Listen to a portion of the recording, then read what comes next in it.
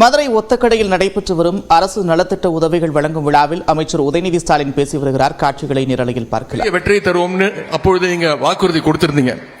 அதே வாக்குறுதியை நீங்க கொடுத்தீங்க, வாக்குறுதியை நிரூபிச்சு காட்டினீங்க. அதற்கு நேரத்தில் என்னுடைய நன்றியை நான் தெரிவித்துக் கொள்கின்றேன். மாணவர்களுக்கு தேர்வுகள் மூலமாக, எக்ஸாம்ஸ் மூலமாக ஆசிரியர்கள் மார்க் போடுவாங்க. விளையாட்டு வீரர்களுக்கு போட்டிகளின் மூலமாக நடுவர்கள், அம்பையர்ஸ், பிளேயர்ஸ்களுக்கு அம்பையர்ஸ் பாயிண்ட்ஸ் கொடுப்பாங்க. அது மாதிரி ஒரு அரசு எப்படி செயல்படுதுன்னு தேர்தல் போட்டி மூலமா, தேர்தல்ன்ற எக்ஸாம் மூலமா தான் மக்களாகிய ஆசிரியர்களாகிய நீங்க தான் அந்த மார்க்கை போடுவீங்க.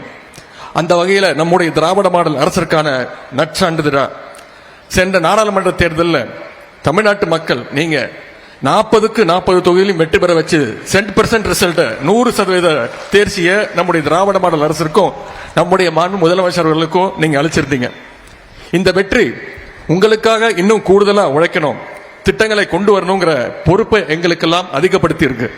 அதனால்தான் மாண்பு முதலமைச்சருடைய உத்தரவின் பேர்ல இன்னைக்கு மதுரையில இவ்வளவு பெரிய பிரம்மாண்டமான நலத்திட்ட உதவி நிகழ்ச்சியை நாம் நடத்தி கொண்டிருக்கின்றோம்.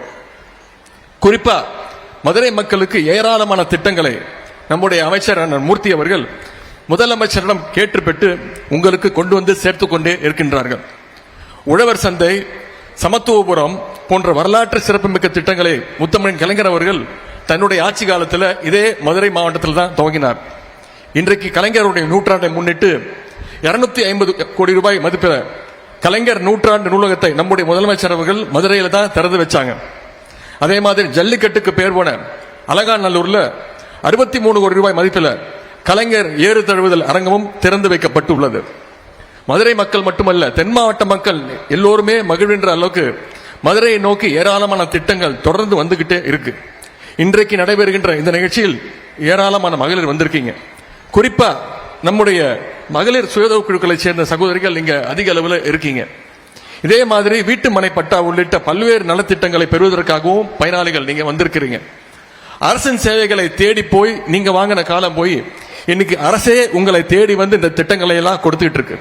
அது மட்டுமல்ல, மகளிர் சுயதொ குழுக்களுக்கு வங்கி கடன் இணைப்பு, தொழில் உற்பத்தி சந்தைப்படுத்துவதற்கான பயிற்சிகளை நம்முடைய அரசு தொடர்ந்து செயல்படுத்திட்டு இருக்கு. வங்கி கடன் இணைப்பை பொறுத்தவரை ஒவ்வொரு வருஷமும் முந்தைய வருஷத்தை விட அதிகமாக வழங்கப்பட்டு வருகின்றது. உதாரணத்திற்கு சென்ற வருஷம் 30,075 கோடி ரூபாய் வங்கி கடன் இணைப்பு வழங்கப்பட்டது. இந்த வருஷம் அதை உயர்த்தி 35,000 கோடி ரூபாய் அளவுக்கு வங்கி கடன் இணைப்பு வழங்க எங்களுக்கு இலக்கு நிர்ணயிக்கப்பட்டிருக்கிறது. இதுவரைக்கும் 14,000 கோடி ரூபாய் அளவுக்கு கடன் இணைப்பு வழங்கியுள்ளோம்.